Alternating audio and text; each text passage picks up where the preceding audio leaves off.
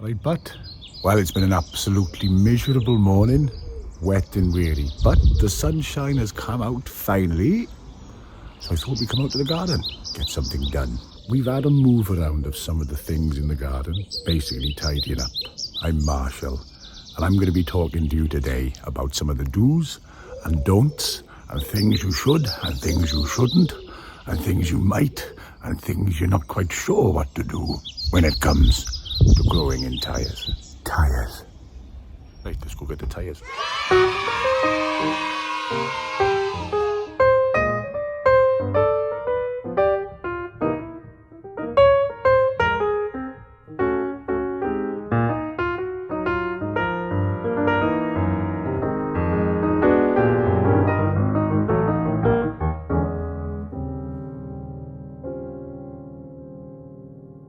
So as you can see here, this is our first one. We've got 4 tyres.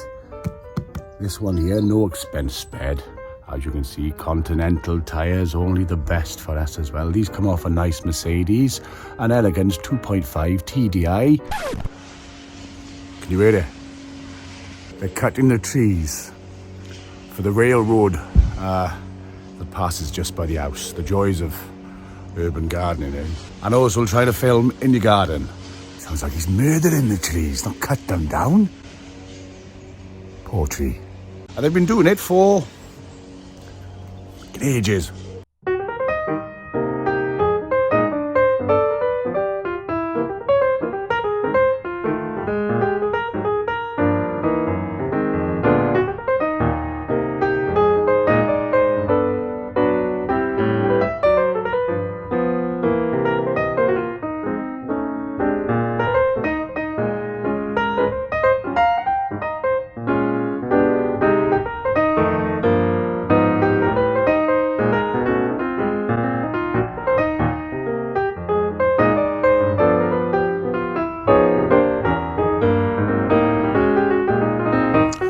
Another thing that people might mention that there is a particularly good idea is to cut the inside of the tyre all the way around, and then you can remove this little rim and it gives you more surface area.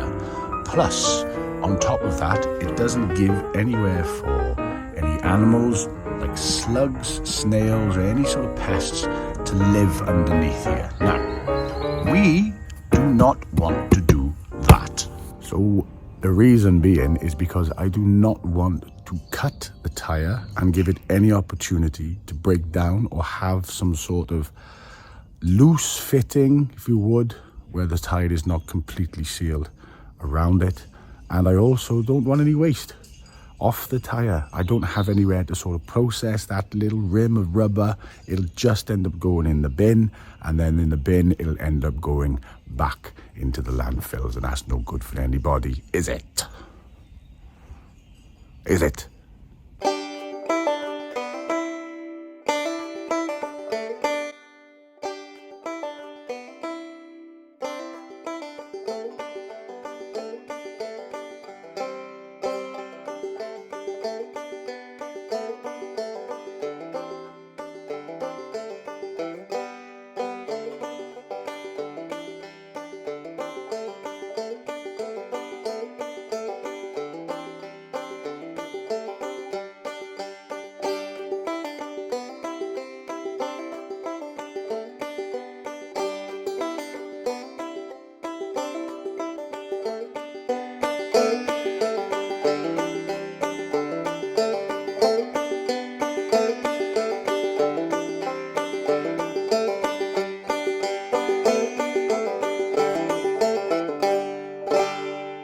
So, as you can see, this is a nice little idea on how to use those extra tyres.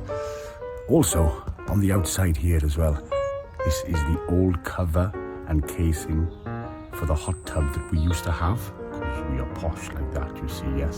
As you can see, there's the handles on there as well, and all we've gone and done is we've sliced the one end, sliced the other end.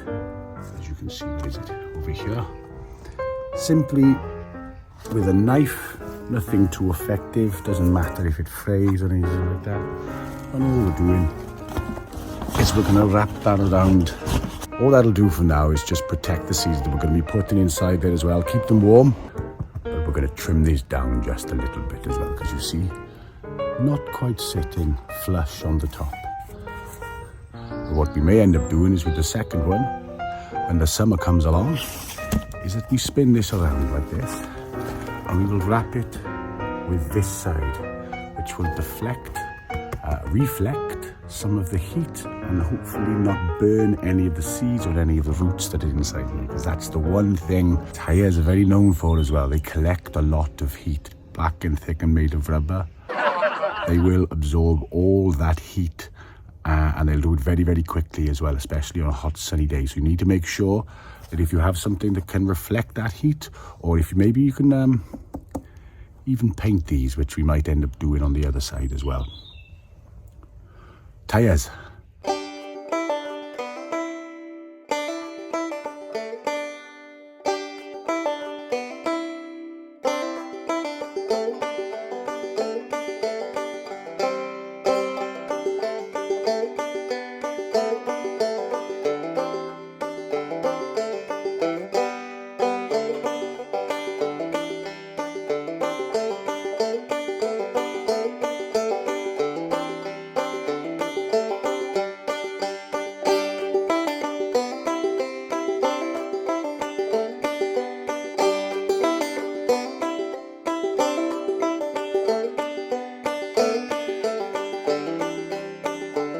Now I'm going to take this opportunity here to just either expel, expunge or expose some of the tips, tricks, the myths as well behind using tyres to grow your vegetables and garden plants in. Some of the things that I've heard online have been very informative. There's been some really good videos. I put links up to a few of the mentions here as well that I had a look online with. One of the most important things that people always mention is the chemicals that are inside a tyre.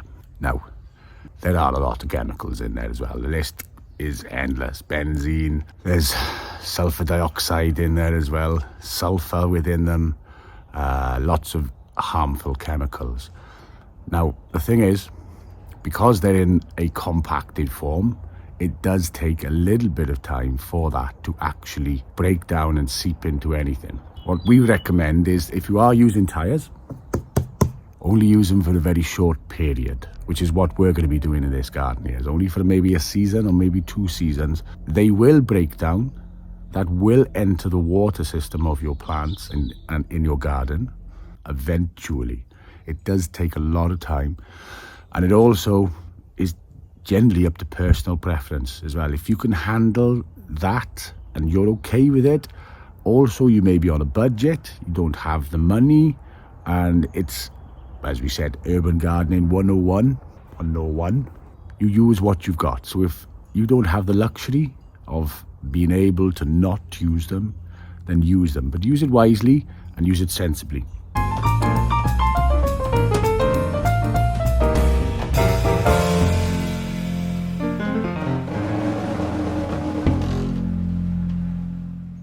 Also, another thing, if you're not comfortable in growing vegetables in tyres, you can grow other things in them as well that you don't have to eat. A simple lot of cosmos. Now, these are very, very good for attracting birds and bees into the garden. We've got ourselves some sunflowers this year as well, which we'll be coming on to a different video about. I'm looking forward to that one. Get yourself a bit of cosmos or something that's going to brighten up the garden, and use that area there, or use that tyre as a draw, as a lure for those insects. The birds, the bees, they love it. They will help pollinate everything else that is growing around that as well. So don't forget it. You can use it just as a bed.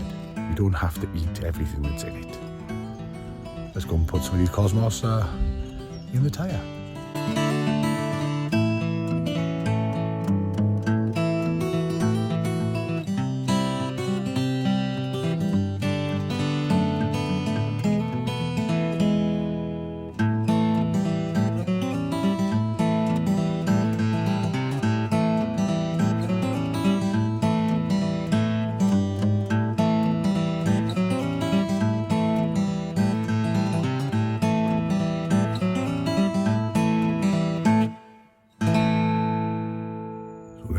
simple ways on how you could repurpose tyres in the garden. Repurpose, reuse. So I think that's about everything from me today. I'm gonna go have my dinner. Starving. Hope this helped. Hope that you can get the best out of trying to grow something out of tyres. Well, we'll see as the season goes on. I'll catch you next time from the Mad Gardener. See you later.